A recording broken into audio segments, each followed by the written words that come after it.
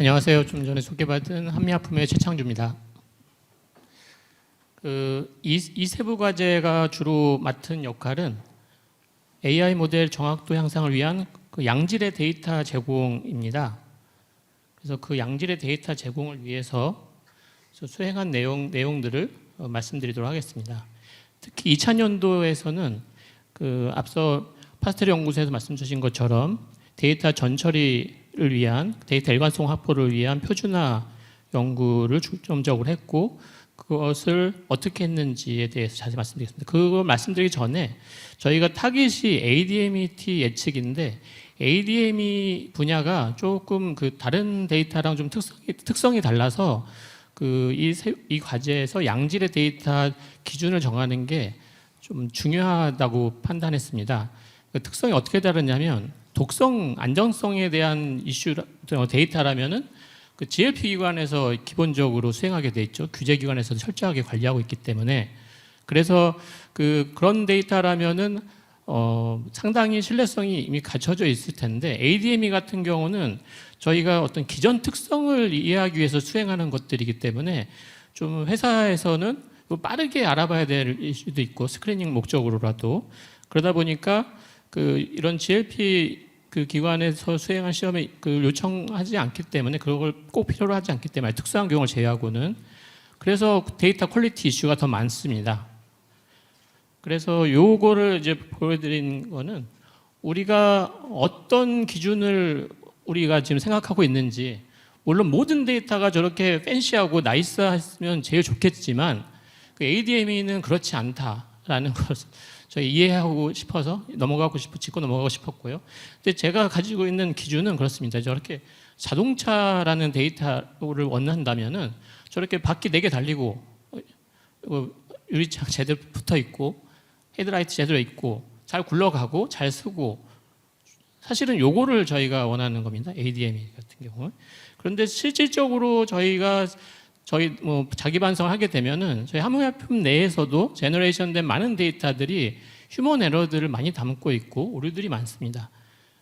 그린빈의 통을 열어봤더니 옥수수가 담겨 있다든지, 저렇게 따라 그렸는데 어린아이가 그리면 저렇게 그려지겠죠. 이런 부분들을 제외하자는 것이 주 목적이라고, 저희 기대치는 그렇다라고 이해하고 갔으면 좋겠습니다. 그래서 어떤 일을 했느냐, 그런 ADME 독성을 제외하고 그런 특성 때문에 먼저 데이터 표준화에 대한 기준을 마련했는데, 그 표준화에 대한 기준은 이런 앞서 말씀하신 것처럼 어떤 시스템이 알아서 이런 건 에러가 있어 라고 탁탁탁 체크해 줄 수 있는 그런 표준화도 있겠고, 또는 실험에 대한 표준화도 좀 필요합니다.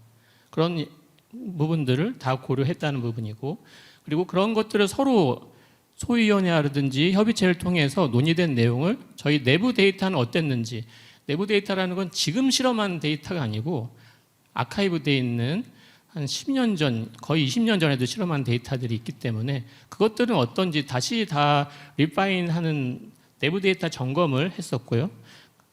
전 페이지. 그리고 앞으로 제너레이션할 데이터들을 위해서 내부에서도 그런 기준이 필요하지만 외부에 맡겼을 때도 동일한 퀄리티 기준으로 실험을 해야 되거든요. 그래서 최소한의 외부 실험을 하는 CRO에 대해서도 이런 건 요구할 수 있겠다는 기준을 마련하는 일들을 해왔다고 말씀드릴 수 있겠습니다. 그리고 저희 이세부 기관이 21개 기관이나 되는데, 그 기관들이 각각 롤을 나눠서 태스크를 분류하고 각 태스크별로 일단 우선 선정된 9개 내지 12개 그 데이터 셋에 대해서 서로 아주 면밀하게 검토를 했고 하나하나 샘플 데이터를 점검했습니다. 그러니까 그렇게 모은 것들의 역할을 나눈 거고요. 그중에서 한미하품은 분포 대사 태스크에 속해서 저희 이제 플라즈마 프론테인 바인딩하고 이플럭스 트랜스포터 경우에는 좀 더 저희가 주도적으로 봤고요. 대사 분야는 저희가 참여 기관으로 해서 의견을 제시하는 일을 하였습니다. 그래서 각 21개 기관이 샘플로 제공해 준 풀 데이터가 약 한 12,000종이 됐었고, 그중에 분포 데이터의 PPB와 플럭스 데이터가 이 정도 양이 됐었고요. 그걸 몇몇 검토했을 때 데이터 형식의 통일도 필요했었고 소수점에 대한 표기 방법들도 서로 다 많이 달랐고 이런 기본적인 객관적인 규칙 적용들이 필요한 부분이 있었습니다. 그래서 이건 구체적으로 데이터 포맷 표준화를 어떻게 했는지의 예시인데 이것들은 기본적인 템플릿 이걸 통해서 기본적인 템플릿이 완성됐다고 이해하시면 될 것 같습니다. 그래서 이런 걸 하나하나 한 땀 한 땀 저희 기관들이 일일이 데이터 하나하나 리뷰하면서 정의를 했다라고 말씀드릴 수 있을 것 같고요. 그리고 다른 부분도 다 그런 식으로 저희 기관들이 나눠서 역할 분담해서 수행했습니다. 그 다음에 이제 이거는 저희 한미약품 내부에서 관리하는 전자 연구 노트하고 컴파운드 라이브러리 시스템을 도식화한 내용인데요. 이걸 자체적으로 기존에 아카이브되어 있는 내용들을 점검했습니다. 기존에 아카이브된 내용들이라면은 이런 디지털라이제이션 된 이후에는 그나마 좀 나은데 기존의 레거시 데이터를 그대로 끌어왔을 경우에 상당히 오류가 많다는 것을 저희가 인지할 수밖에 없었고 이 과제를 통해서 점검을 하게 됐습니다. 그래서 어떤 기준을 봤냐면 특히 크리티컬한 부분들이 어떤 시스템 내에 혹시 빠져있는 메타데이터들이 있는지 그런 부분을 면밀히 봤고 그리고 로데이터와 일치하는지 그리고 결과값과 표기 방법이 동일한지 제대로 돼 있는지 그리고 로데이터 안에 메타 정보 데이터는 제대로 있는지 등을 주요 포인트로 봤고요. 그래서 내부 점검했을 때 여러 다양한 문제점들이 발견됐었고 이런 부분들을 모두 다 개선 조치했습니다. 요것들을 이제 적용한 것들이 일단 우선적으로 2000년도에 한 1700종의 데이터에 대해서 그렇게 리파인 작업을 했고요. 그 중에서 한 1600종, 1621개의 임상 데이터를 최종 KDA 서버에 업로드하였습니다. 그리고 다음은 CRO에 대한 기준 마련인데요. 이게 이제 저희가 CRO를 평가하고 기준을 마련하고 평가해서 요 CRO에만 의뢰를 해라라고 정의를 하는 건 아니고요. 권고 사항의 하나로 이해하시면 되겠습니다.